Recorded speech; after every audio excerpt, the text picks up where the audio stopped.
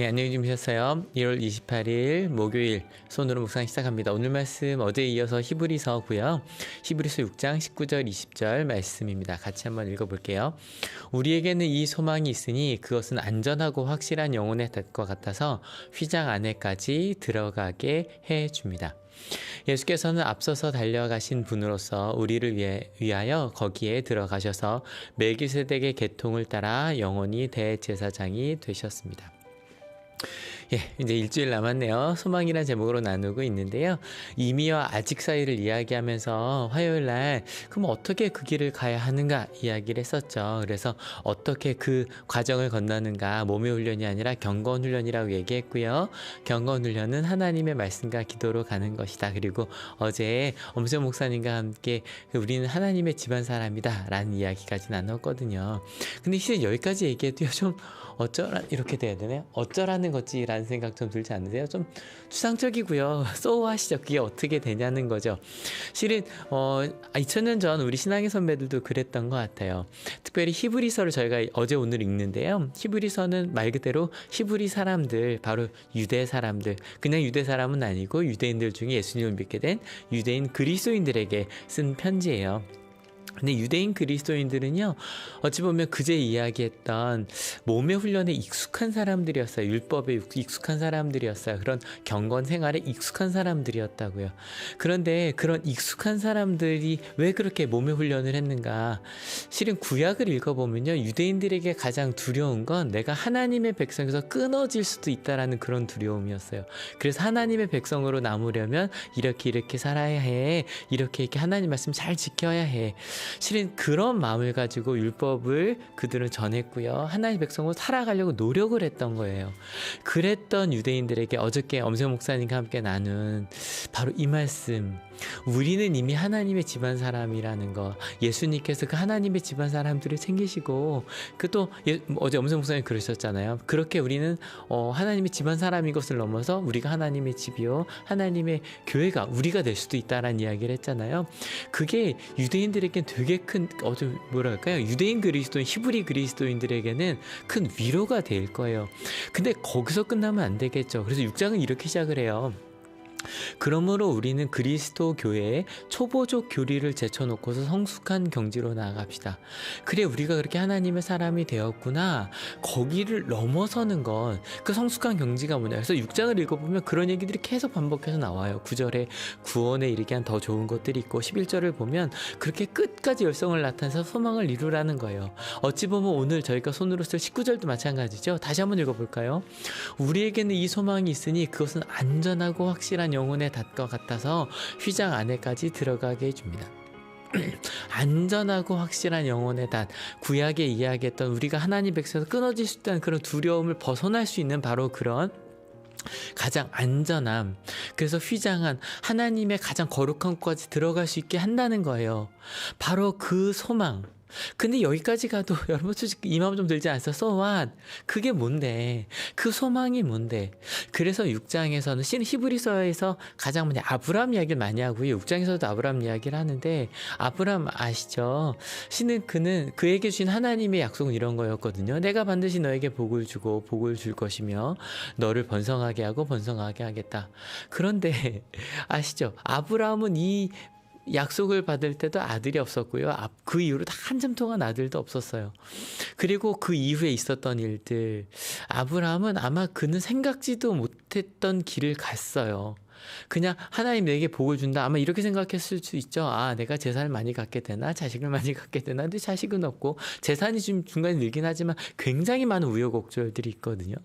그리고 나서 그 이후의 이야기들, 가장 큰 세족장 아브라함, 이삭, 야곱의 하나님 얘기하시잖아요. 그 이후로 요셉, 모세, 다윗, 제가 가장 좋아하는 요시야 왕, 그리고 나서 포로로 끌려갔다가 돌아오는 그 모든 이야기들, 그를 통해 나중에 예수님께서 이 땅에 복음을 전하는 데까지.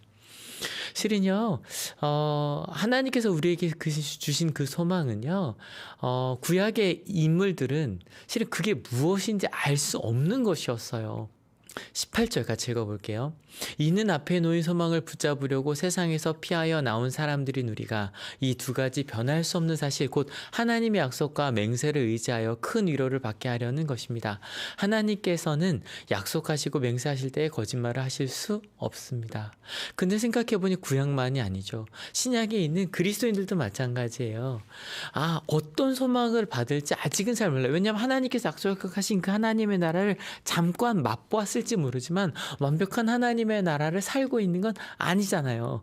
이미 하나님의 자녀가 되었지만 아직 아니잖아요. 그래서 어찌 보면 여기 나온 소망을 붙잡으려고 세상을 피하여 나왔어요. 우리가 지금까지 소망을 두었던 것들을 버려두고 나왔다고요. 아브라함도 어찌 보면 그 과정을 겪고 있었던 거예요. 하나님께서 주신다 그럴 때 우리가 알고 있던 소망인 줄 알았거든요. 근데 그게 아니구나라는 걸 끊임없이 경험해 가요. 그러면서 뭘 알게 돼요? 변할 수 없는 사실. 하나님께서 약속하셨잖아. 하나님께 내게 주신다고 하셨잖아. 그래, 그게 뭔지 모르겠지만 그 길을 한번 가보자.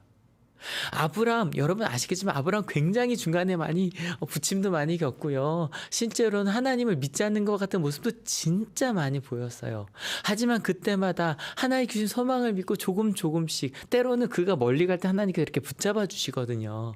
그러면서 갔던 그래 아브라함이 살았던 어떤 그 삶이 아니라 그때마다 하나님께서 약속을 지키시겠다고 끊임없이 말씀하시고 그를 이끌어 주셨다는 그 소망이요.